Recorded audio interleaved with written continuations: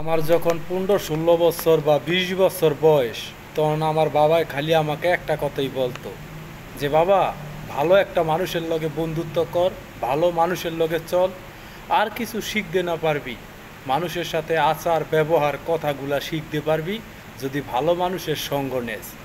আসলে তখন মনে করতাম যে বাবা কি বলে, কিন্তু এখন আমি বাবা হইছি, এখন আমি বুঝতে পারি আমার সন্তানটা কার সাথে চললে ভালো হবে, কার সাথে চললে আমার সন্তানটা ভালোভাবে মিশতে পারবে, ভালোভাবে কথা বলতে পারবে বা ভালো কিছু করতে পারবে।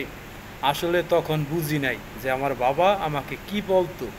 আসলে ভাই, যখন একটা বাবা একটা সন্তানকে বলে যে এদিকে না এদিকে চলো, এদিকে না এদিকে করো, তখন হয়তো আমাদের কাছে অনেক খারাপ লাগে, কিন্তু আসলে একটা বাবা কখনো সন্তানের খারাপ চায় না। এইটাই বাস্তব, এই দুনিয়ার নীতি। কারণ আপনি যখন বাবা হবেন তখন বুঝতে পারবেন আপনার এক সন্তানটা অন্য একটা বাজে ছেলের সাথে চললে বা অন্য একটা খারাপ ফ্যামিলির ছেলের সাথে চললে আপনার কতটা কষ্ট লাগে ভাই।